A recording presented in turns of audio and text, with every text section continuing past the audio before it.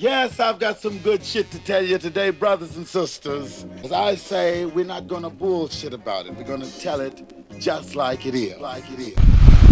Hey, what's going on YouTube? There really isn't one group of men or one group of women that represent the collective black experience.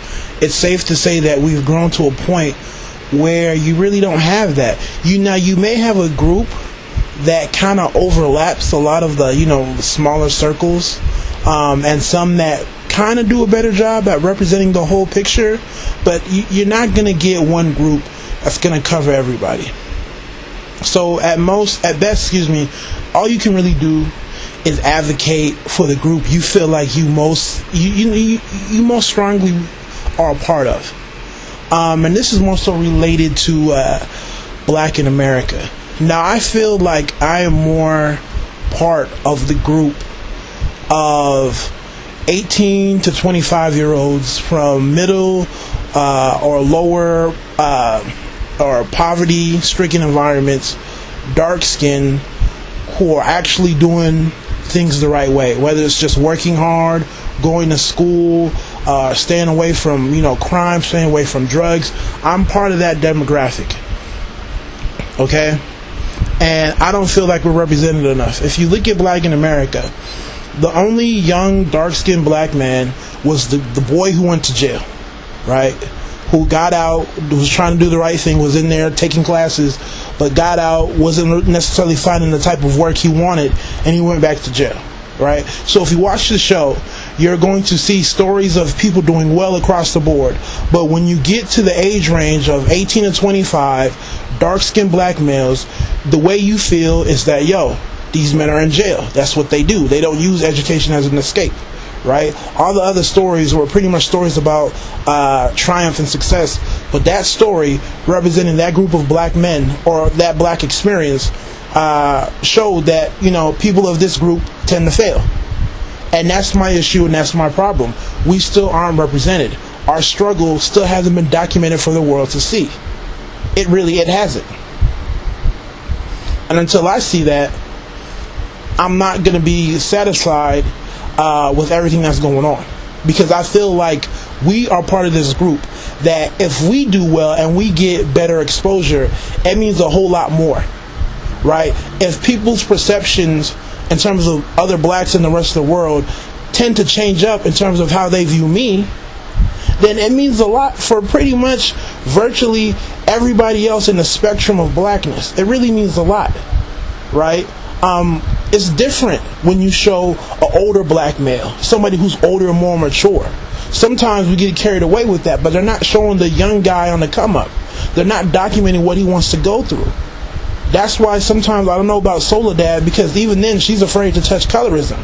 She's afraid to talk about skin color, and she will avoid it at all costs.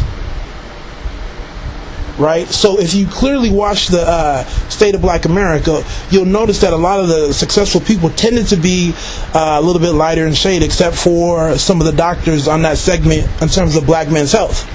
But no one will make that point. So coming from my demographic, like I said, my background, 18 to 25, dark skin, trying to do things the right way, we're still not represented.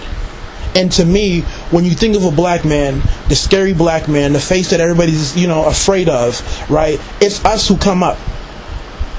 We are the face. We are the mascot for the black experience in America. That we can fight all day and argue about it. It is what it is. So if you go to the bank and you're fearful, it's not because a guy walks by you that looks like John Legend. It's because there's a guy that walks by you that looks like 50 Cent. And there's really nothing he can do. There's no way he can cut his hair. There's no cut of a certain suit that he can wear that's going to take away from that. Right? And for me, that's what I advocate for. It's not about throwing anybody else under the bus.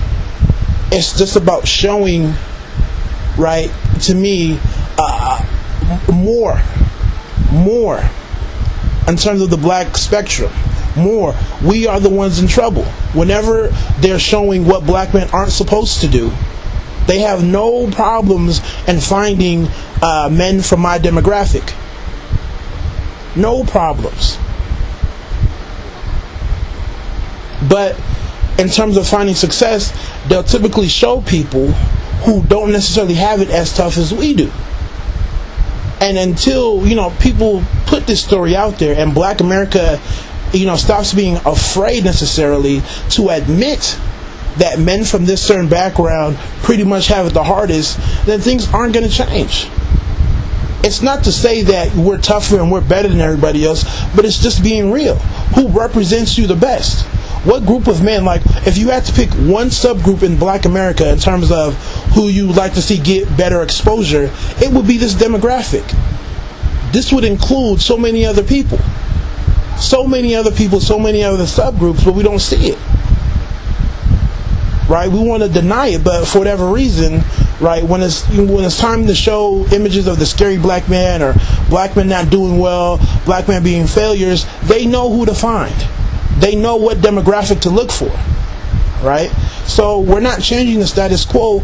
All we're really doing is reinforcing it. White people aren't stupid. They know certain black people make it. The whole world does. But nobody expects the 18 to 25-year-old, dark-skinned black dude or medium, well-built, looks like a football player, looks like a basketball player from the hood, low-income, middle-class type environment. No one's really expecting much out of these men. So showing images of successful blacks is great, but if they don't fall under that category, you're really not doing much. Because in closing, like I said, if our image changes and people get different stories about what we go through and what we try to be, things would change up for virtually everybody connected to the black experience. You guys take it easy. God bless.